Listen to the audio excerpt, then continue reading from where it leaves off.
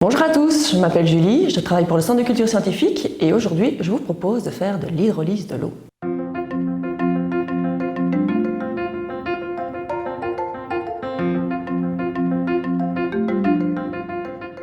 Pour cette expérience, vous allez avoir besoin des éléments suivants. d'1 litre d'eau de mer ou de l'eau et 35 g de sel, un vase ou un grand récipient, 2 morceaux de fil électrique, une pince à dénuder, un cutter, une paire de ciseaux, 2 crayons et un taille-crayon, un morceau de carton ou de frigolite, une batterie de 9 volts, du papier collant ou de la toile isolante et, si vous en avez, 2 soliflores. La première chose, c'est de créer de l'eau de mer si vous n'en avez pas. Pour ça, on va mélanger 1 litre d'eau avec 35 g de sel de cuisine.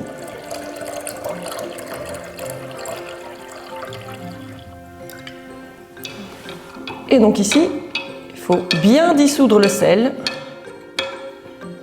comme le sucre dans un café. Une fois que c'est fait, on peut laisser reposer notre eau de mer et s'intéresser à nos crayons. Ils sont très importants, ça doit être des crayons ordinaires d'écriture avec une mine en graphite. Et on va devoir les tailler des deux côtés pour voir apparaître la pointe en graphique aux deux extrémités des deux crayons. Une fois que nos crayons sont prêts, on s'intéresse soit au carton ou à la frigolite. On a besoin d'un morceau qui va venir juste ici, se placer au-dessus de votre vase. Donc on va devoir faire traverser les crayons à travers la plaque de carton.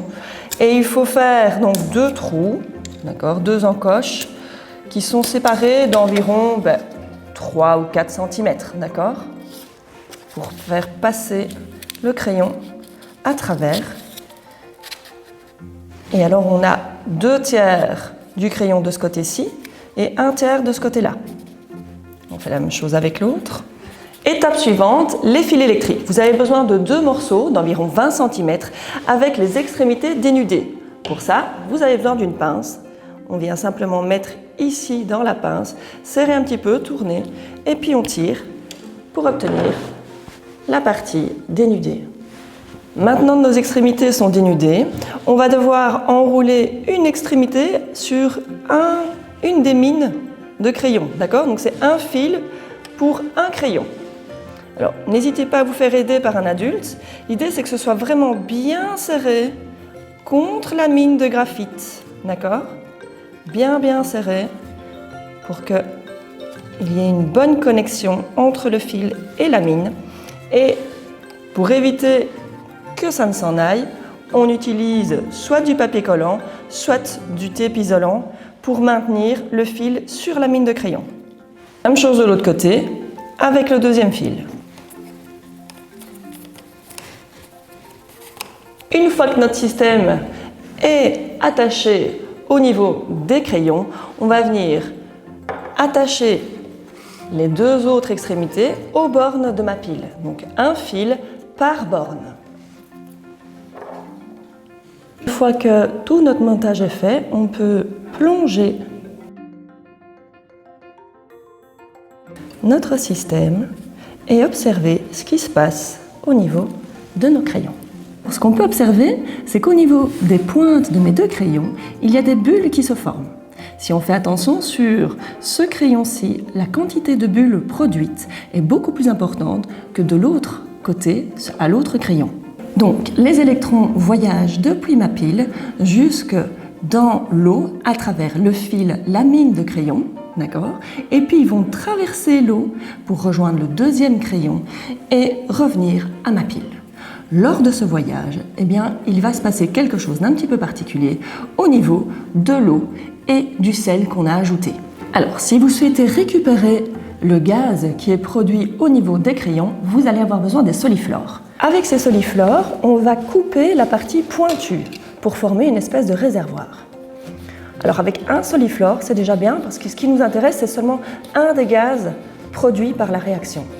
Pour utiliser le soliflore comme réservoir, d'abord on enlève la partie caoutchouteuse, on va le plonger entièrement dans l'eau, d'accord ? On vient ensuite mettre le petit couvercle en plastique dessus. Donc l'objectif, c'est de ne plus avoir de bulles d'air à l'intérieur. Et puis on vient insérer notre crayon à l'intérieur. Une fois que c'est fait, on s'essuie les mains et on peut remettre le câble en contact avec la batterie. Après quelques minutes de réaction, si vous avez mis les deux soliflores, vous allez vous rendre compte que la partie ici, ce soliflore-ci, va être quasi 2 fois plus remplie que ce soliflore-là. D'accord? Et donc, on va parler maintenant de savoir qu'est-ce qu'il y a comme gaz dans ce soliflore et qu'est-ce qui se passe dans mon eau de mer. L'eau est composée d'un ensemble de billes qu'on appelle des molécules. Ces molécules d'eau, comme celle-ci, sont composées en fait de 3 parties, 3 éléments qu'on appelle des atomes. J'ai un atome d'oxygène et 2 atomes d'hydrogène. L'eau de mer contient également du sel. Alors ce sel, il est également composé de molécules qui sont elles-mêmes composées de parties d'atomes, un atome de sodium et un atome de chlore.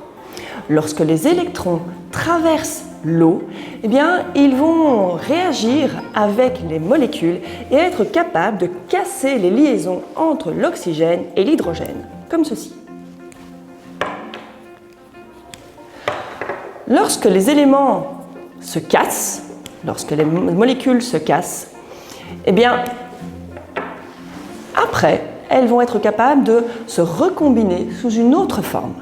Les hydrogènes vont se connecter l'un à l'autre pour faire du dihydrogène, comme ceci, qui est un gaz.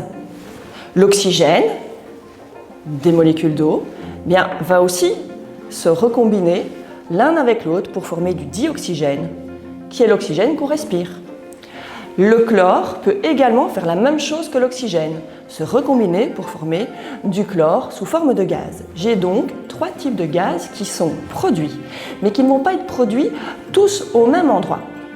Sur un de mes crayons, celui où il y a le plus de bulles de gaz produites, j'ai en fait l'hydrogène qui est produit. Pourquoi j'ai plus d'hydrogène que d'autres gaz? Bien simplement parce qu'avec 2 molécules d'eau, j'obtiens 2 molécules de dihydrogène gazeux et 1 molécule de dioxygène gazeux. J'ai donc 2 fois plus d'hydrogène que d'oxygène ou de chlore.